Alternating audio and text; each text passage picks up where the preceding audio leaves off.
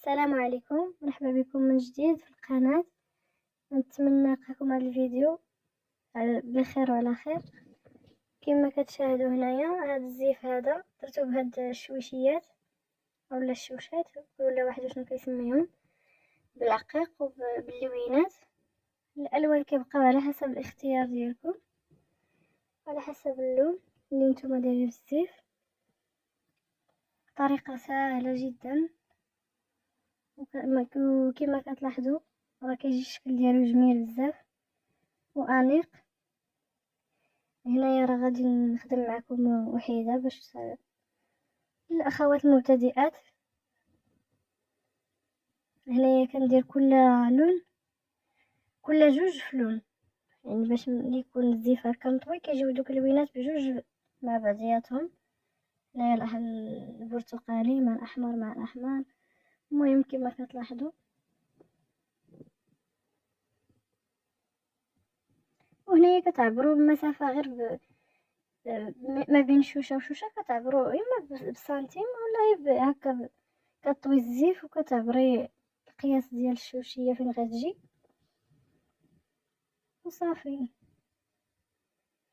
وفي البدايه كما كتلاحظوا تما درت غرزه حشو، حبكت بغرزه حشو في الاول. المهم غرزه حشو راه كلشي كيعرف يديرها. هانتوما كما شفتوا هنايا كتلاحظوا ساليت بهذاك اللون السومو في الاخر، وهنايا بقات لي هذا اللي في البوردو.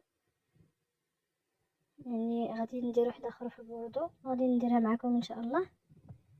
عندي هنايا الصوف في اللون نفس اللون، وتما داك العقيق اولا دوك الحجيرات كديروا الشكل اللي بغيتو، الالوان اللي يناسبوكم. هنايا غادي نستعمل غير غادي نلوي الخيط على الاصابع ديالي. تقدروا ديروا شي حاجه، شي مسطره اولا شي حاجه، شي غطاء اولا شي حاجه. المهم كتحسبوا تقريبا على حسب نوع الخيط وعلى حسب الكميه القياس اللي بغيتوه في الشوشه. بغيتوها تكون غليظه اولا كبيره بزاف راه كديروا كتكثروا الخيط. المهم هنايا كندير تقريبا شي 26 لويه. صافي هنايا كنلوي على ديك البلاصه كنشدها. المهم طريقه سهله، راه كنحاول نثبتها مزيان.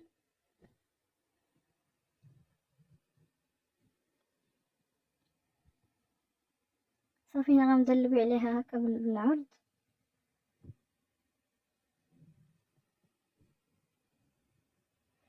هاد الشوشيات هاد الطريقه هادي راه ما كيتحلوا ما والو، راه كيبقاو صحاح واخا تصبنوا واخا كيبقاو صحاحين ومطخونين.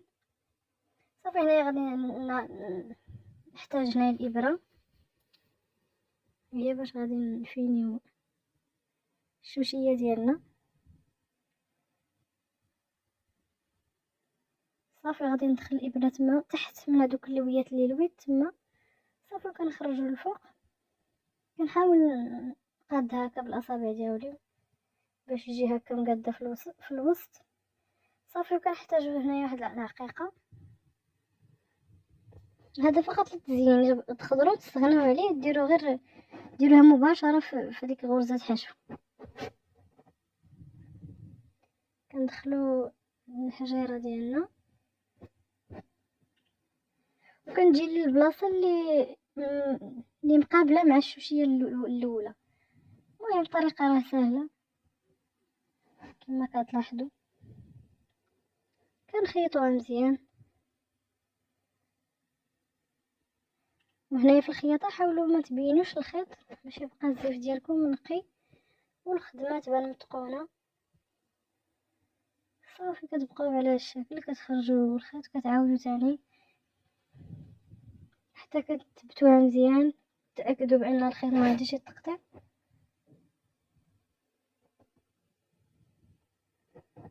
كنعاود تاني ندخل الخيط في غرزة حشو وفي نفس الوقت ما يبانش باش تكون الخدمه نقيه كي قلت لكم.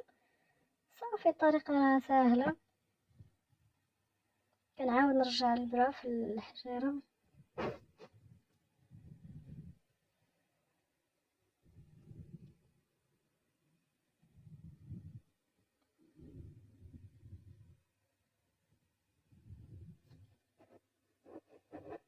كتثبتوا الخيط مزيان.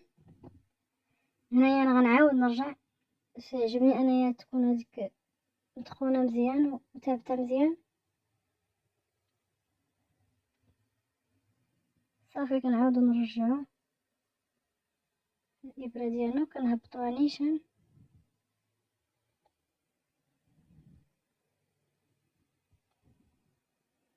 هنايا صافي كندخرجوها هكا في الوسط. صافي كنحيدو الخيط ديالنا.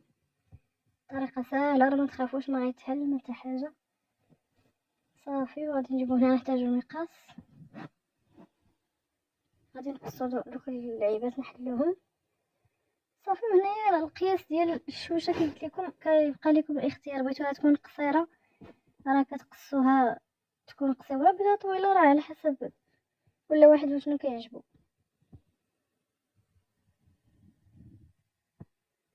هنا تقدروا تعبروا بحال هكا على هذا الشكل، تاخدي الشوشيه الاولى وتعبري عليها وتقطعي، اولا ديري عينك ميزان. طريقه سهله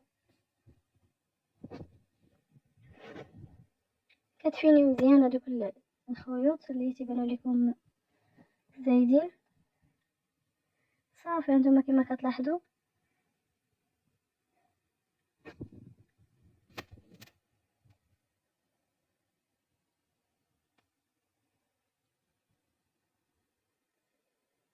هذا هو الشكل ديال الزيف.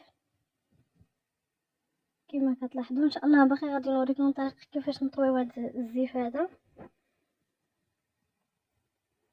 وهذا هو الشكل ديالو. كنتمنى ان شاء الله يعجبكم. واللوينات كي قلت لكم تقدروا تختاروا جميع الالوان اللي عندكم، راه كيجيب زوينين. المهم الطريقه مختلفه على الدرس.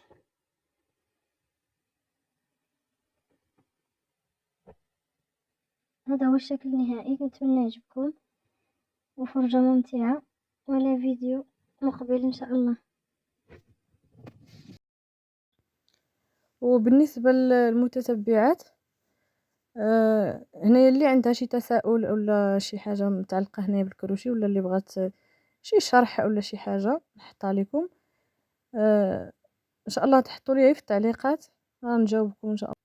والسلام عليكم ورحمة الله.